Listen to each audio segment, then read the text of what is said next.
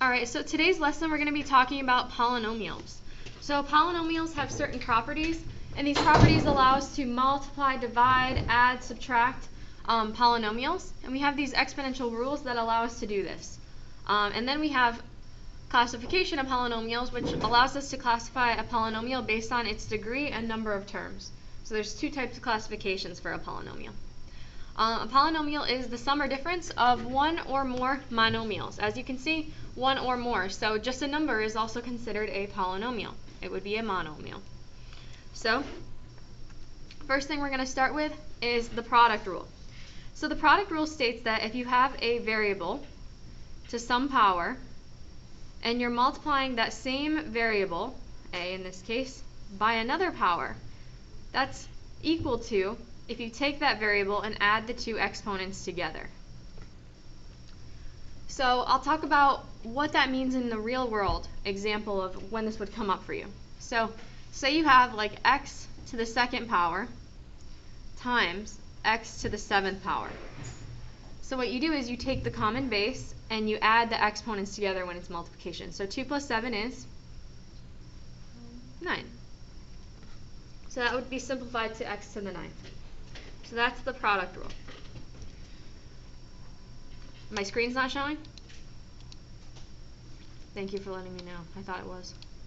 Now you should see, right? Okay. Thanks.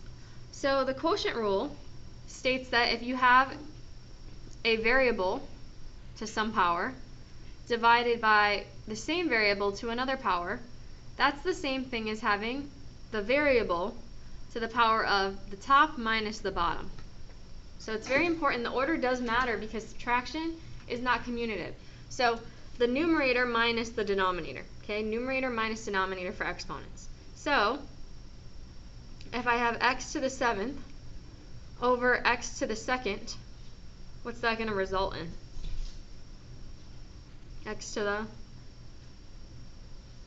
You guys can move up if you can't see well in the back, by the way. 5.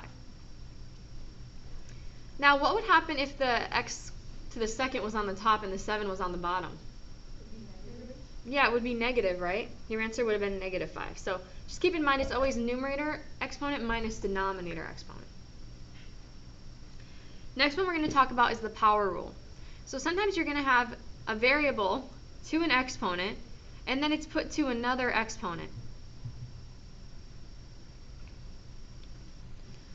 Well, that's going to result in something like if you have, well, it's going to be a to the m times n. Oh, thank you. So something like that that would come up in real life. I have to go in later. You have to what? I have to go in later. Okay. Come get up a notes packet. So in a real life situation, that would be like x to the 2nd power and then put to the 7th power. So you multiply. So it's going to be x to the 14th power. That's how the power rule works. And then we have negative exponent rules. So if we have a to the negative m power, that's the same thing as 1 over a to the m power. So basically, if you have a negative sign on your exponent, you can bring your exponent term down to the denominator and it will make it positive. So a real life situation of this would be like x to the negative 2nd power. This would be the same as 1 over x squared.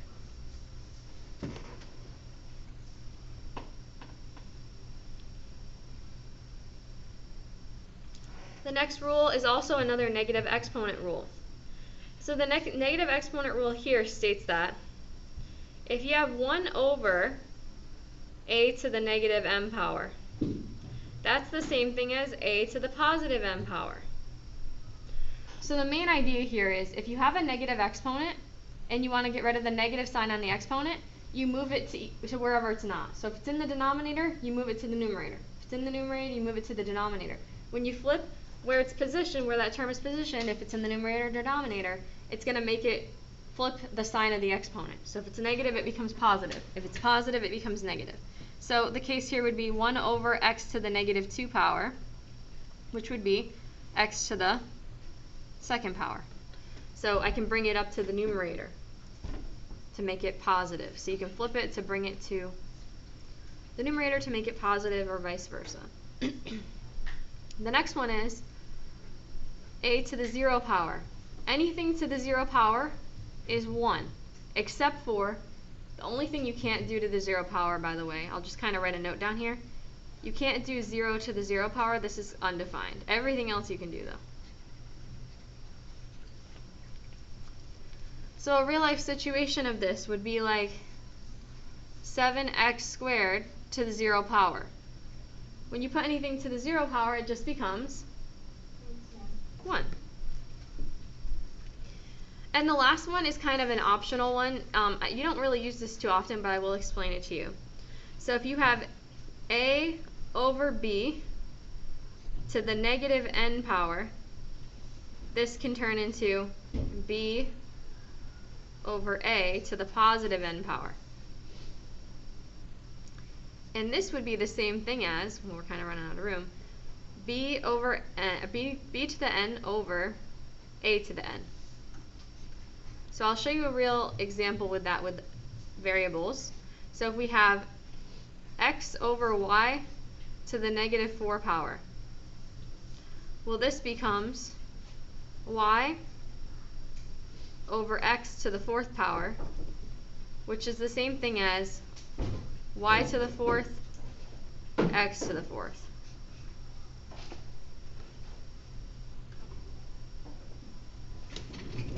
There you go. Thank you.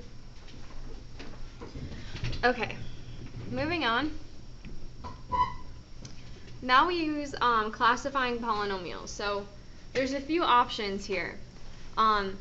Basically, you classify a polynomial by its degree and its number of terms. So the degree is the highest exponent on a variable. So if your highest exponent on a variable is 0, meaning you don't have any variables at all, we call this a constant. So this is just like a number, like 4, 5, 6, 7, 10,000. That's just a constant. If you have something to the first power, so for example, something to the first power is like 4x. See how it has no exponent on it, so it's an implied first power? This would be what we call linear.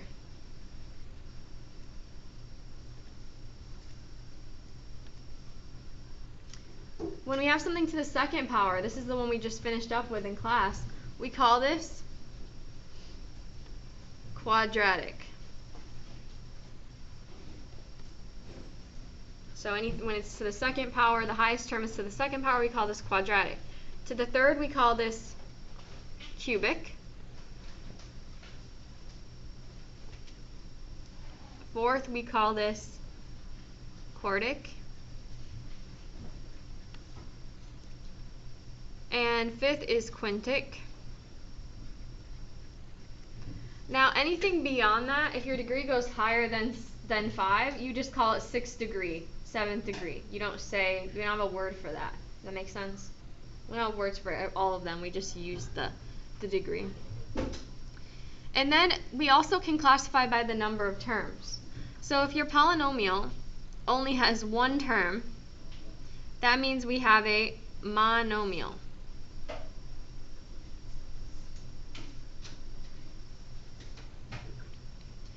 And terms are things that are separated by addition and subtraction, like x minus 4, that's 2 terms. Speaking of 2 terms, that's called a binomial. 3 terms, any ideas on what that's called? Trinomial, good. And then anything 4 or greater, we just call it a polynomial, because we don't have words for all the other ones. So we just call it a polynomial, which means multi terms. So those are your basic classification rules.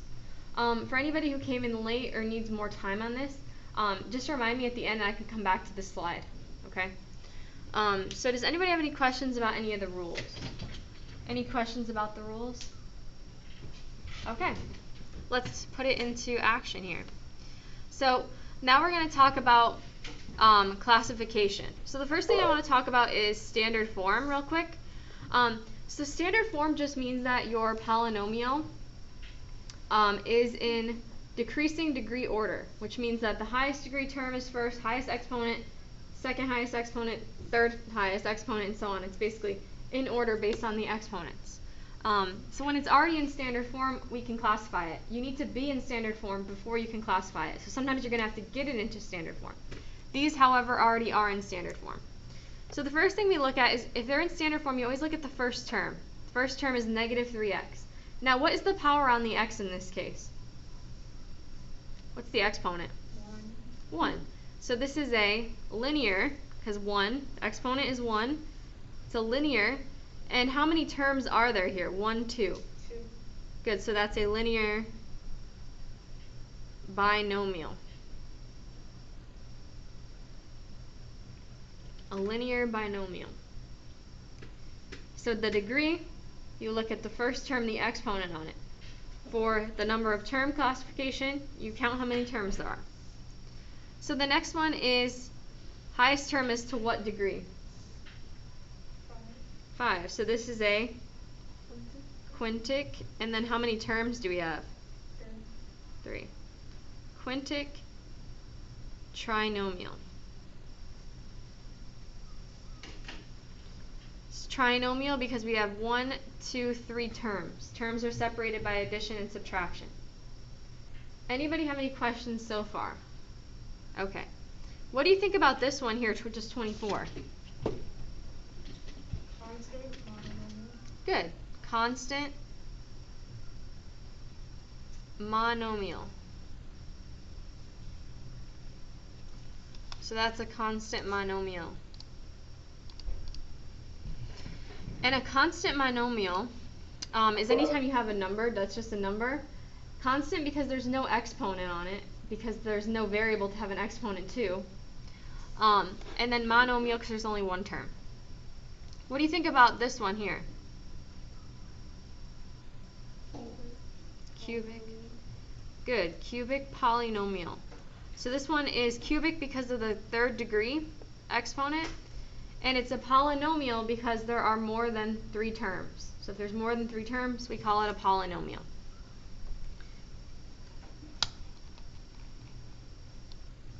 Okay. Just make sure you open up what you need to open up, and you're either taking your test or doing the notes. So this is a Quadratic good. trinomial. Good.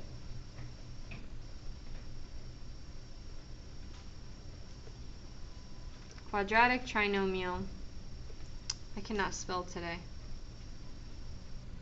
I keep wanting to write trio. I don't know why. And then this is a quartic monomial. For the last 2 boxes, you have infinitely many options here. There's not one right answer, but I'll just give an example of a cubic binomial. That would be like negative x to the third plus 4 could be one option. Another option could be 4x to the third plus x. And there's infinitely many choices that would be correct in that case. And then a linear monomial is like x. It could be 4x. It could be 10b, because there's other variables other than x. So just a variable to the first power. Make sense? Okay, let's move on then. So now we're going to talk about writing these in standard form. So I mentioned earlier that standard form means that you have the highest exponent term first, and then they descend from there. Descending degree order is what we call it. So I'll write that up here. Descending degree order. Now, if you have all the same variables, you don't have to worry about alphabetic order, but we'll talk about when that does come up. So what's the highest exponent term in this one? Good, so we have negative k to the 5th. And then we have, which one? Negative 3k Good. Negative 3k to the third. And then what's after that? 1/4. Good. 1/4 k squared. And then? Good. And then finally? Minus 1. Good. So that's how you put it in standard form. Your highest exponent to your lowest exponent. Highest to lowest. You don't worry about the coefficients. That doesn't change how they work. You're just looking at the exponents. So there's another rule that you need to know that comes up in this one. So this one's a little bit trickier because we have multiple variables. So let me explain how you put this in standard form. So to determine what the degree is of the term, you add the two exponents together, or 3 if there's more than one of these, just to figure out what the degree is. So what's the degree of this term? Yeah, this is the 4th degree, because you add the exponents together. What would this term right here be? 2nd degree, good. Because 1 plus 1. If you don't have an exponent, it's a 1. Unless it's just a number, but if you have a variable with no exponent, it's a 1. So now, what's the problem here is we have 2 that are to the 2nd degree, so how do you know which one goes first? Any ideas? Alphabetically. So A comes before B. So we do our 4th degree first.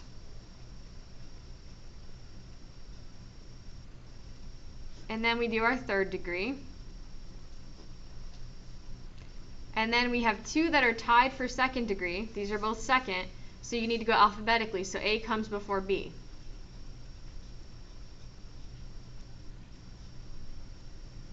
And that would be standard form.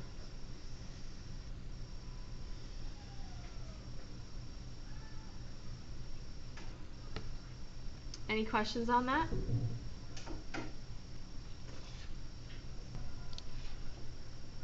So for the next one, we have 2 variables again. So we have to determine the degree of each term. What's the degree of this term? 3rd degree. Any questions about why that's 3rd degree? What about this one? What's the degree on this term? 4th. So you have that 1 right here, and you add them 2 together to find the degree. 1 plus 2, 3 plus 1. So in this case, we have 2 that are to the 4th degree. So which one's going to come first of these 2? The x, because x comes before y alphabetically. So it's 9 x to the 3rd y minus, I don't like the way that looks, minus y to the 4th, and then our 3rd degree term, plus 5x y squared minus x squared plus 1.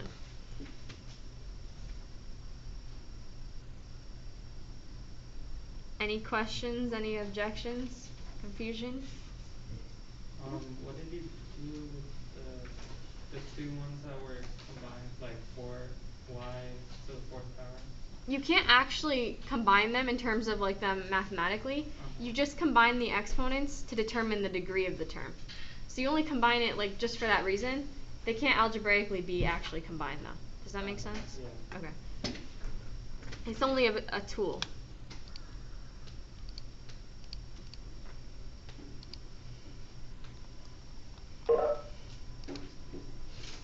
Alright, moving on. So now we're going to do some division together. So we're going to use those rules we learned about on the first page and apply them. So first thing you do with the division is do the numbers. So how many times does 7 go into 14? Twice. And then we're going to do the exponents. So if they have the same base is the x, then we subtract. And if the bigger numbers, remember you subtract top minus bottom. So what's that going to be? X to the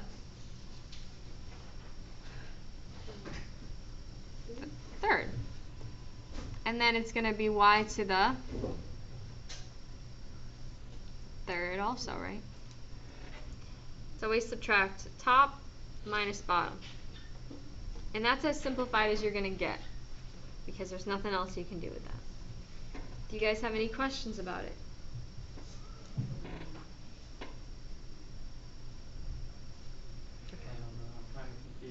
did you? Can you explain that again? So Sure. what did you? So I divided the numbers. You're good with that part, right? Yeah. Okay, so here, you see that rule on the front that says the quotient rule on your notes? I applied that for the x's. Okay. So the quotient rule is subtract the exponents. So let's try the next one. So this one's a little bit more tricky. So we're going to work with the top and the bottom separately a little bit.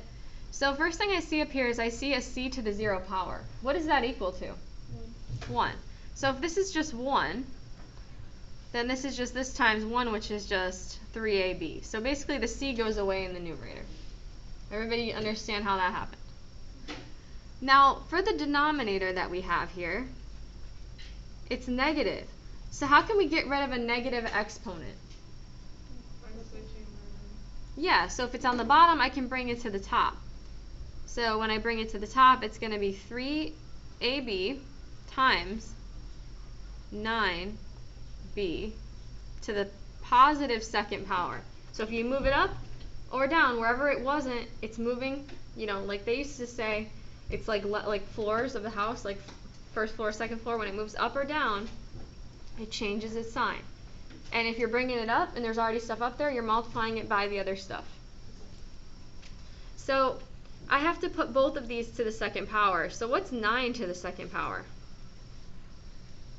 81. Good, 81. And then what is b to the second power? B squared. So then I can just multiply 3 times 81, which is 243. And then the a just stays there because there's nothing to combine the a with.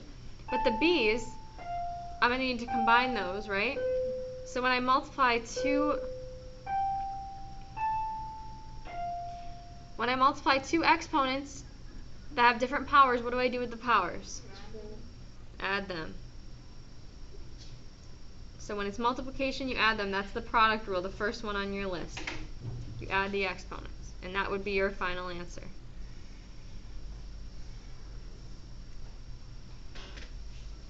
Make sense?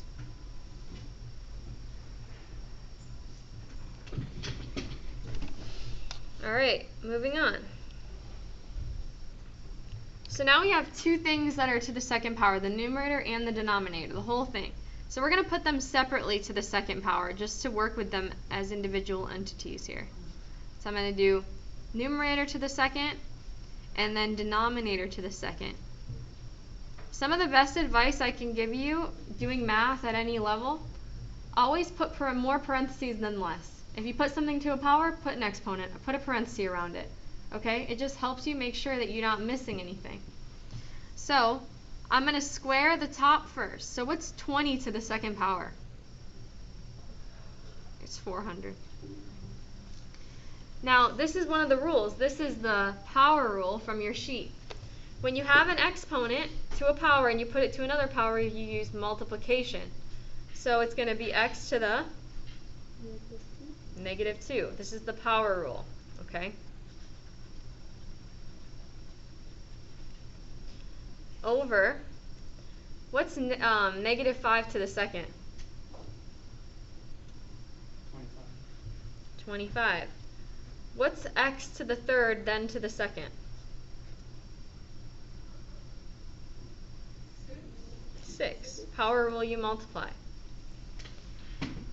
Now we have 400 divided by 25, which I think is 16. Yeah. So this is 16. X to the -2 over x to the 6, right?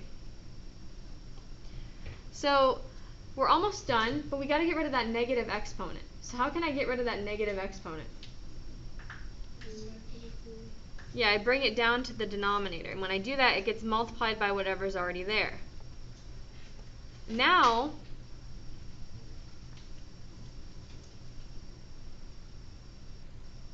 making sure I didn't make a mistake. Now, how would I finish that off? Oh, it becomes positive, yeah. That's the whole point. We brought it down there. I forgot to write it. So what do I do with the exponent powers now? You Add. So I get x to the 8th. And that would be your final answer. So it's just a lot of following the rules. That's really the best way to put it. Just following the rules. So yeah, do you guys have any questions so far? How you guys feeling about this? Good? Alright. Now we're going to do some multiplication. So with multiplication, do the numbers first, get the easy stuff out of the way. What's 4 times 3? 12. Good. Now we're going to look at the variables individually. What's x times x? What's y to the second times regular y?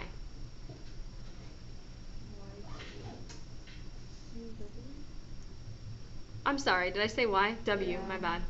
W to the second times w is w to the third, right? I always mix up those letters when I say them for some reason. How many bills are there?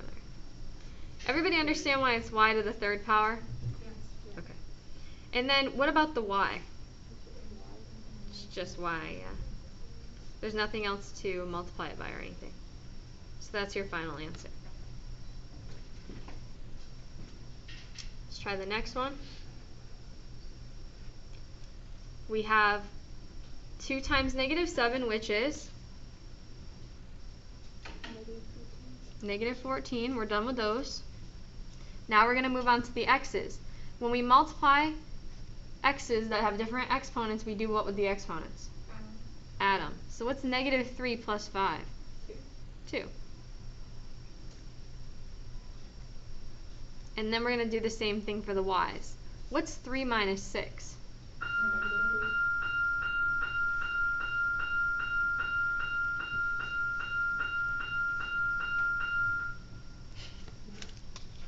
I feel like that was even more than usual. Alright, moving on. We're putting everything to the third power. So what's negative 3 to the third power? 3 times 3 times 3. It's negative 27. So negative 3 times negative 3 times negative 3 is negative 27. Now, well, I'm not done with the, I shouldn't say I'm done with this because I got to do the other ones. When you have a power to another power, you do what with the powers? Multiply them. So we get 9 here. When it's power to another power. When it's power to another power for the y, we also multiply, so it's going to be 6. So that's the most common one people mix up, is if I add or multiply. You add if it's 2 x's and then they're being multiplied together. You multiply if it's one variable and then you have a power and then another power on the outside of the parentheses without the variable there. Make sense? Alright. So now we're going to do some polynomial addition and subtraction. So we're taking it way back to algebra 1 here. Remember, you got to distribute that negative 1. Do you guys remember that? You can bring down the first set of terms without the parentheses, and then anything being subtracted, you just distribute a negative 1 onto those. Like that. And then once you get to this stage, you're just combining like terms. So what is 2a to the third minus a to the third? A to the third. Because this is like a negative 1, right? And then 2 minus 1 is 1. These are done. What's 5a plus 3a? 8a. And negative 7 minus 2? Negative 9. And can we do anything further? Nope. There's no more like terms. Bathroom? And does it say we have to classify these as well? No? Well, we could classify it. This is a cubic trinomial, right? Doesn't hurt to practice.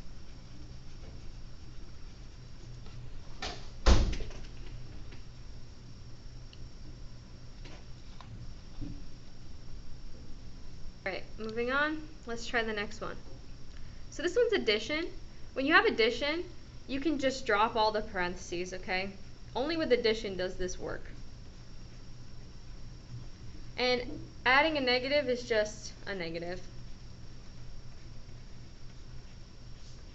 Like that.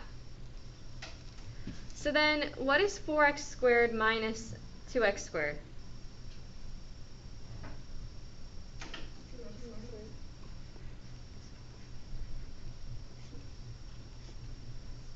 What is negative 9x minus 5x?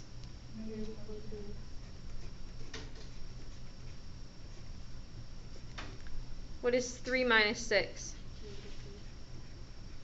Negative 3. So this is, how would you classify this? Good.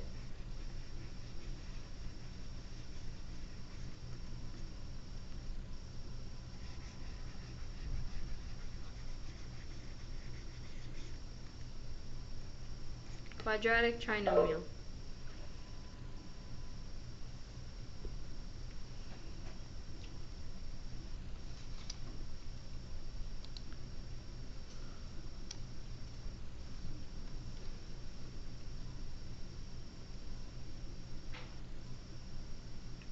Alright, let's try the next.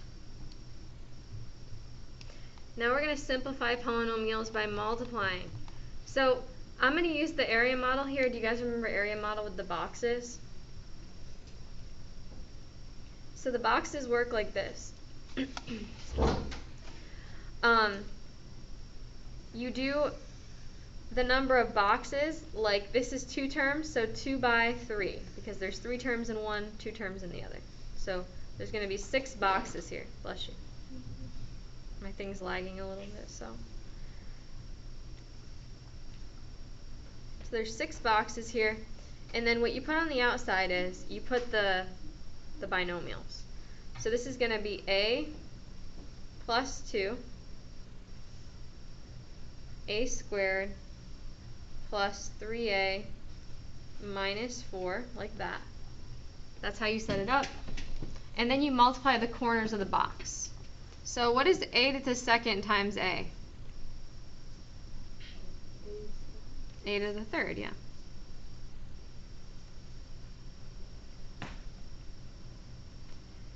Two times a squared is just 2a squared. 3a times a is just 3a squared. 3a times 2 is 6a.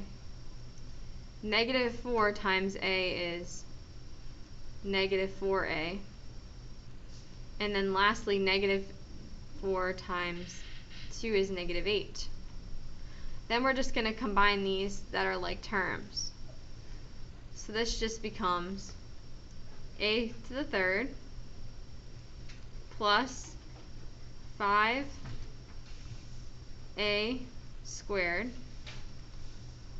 plus 2a minus 8.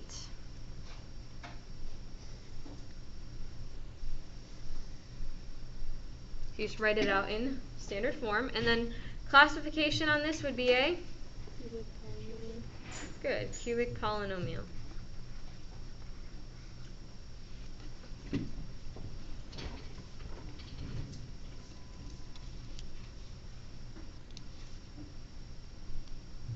So the last one we have is, again, a 2 by 3, so you write a 2 by 3 box. My pen's lagging, so this is a struggle right now. Just like that. So the 3x negative 1, 2x squared minus 4x plus 5, and I multiply the corners. So 2x squared times 3x is 6x to the third. Negative 1 times 2x squared is negative 2x squared. 3x times negative 4x is negative 12x squared. Negative 1 times 4x is positive 4x. 3x times 5 is 15 x, positive 15x. And then 5 times negative 1 is negative 5. I can combine the ones that are like terms, like these and these. And then I can rewrite the whole thing. So this is 6x to the third minus 14x squared plus 19x minus 5. And this would also be a cubic polynomial, right?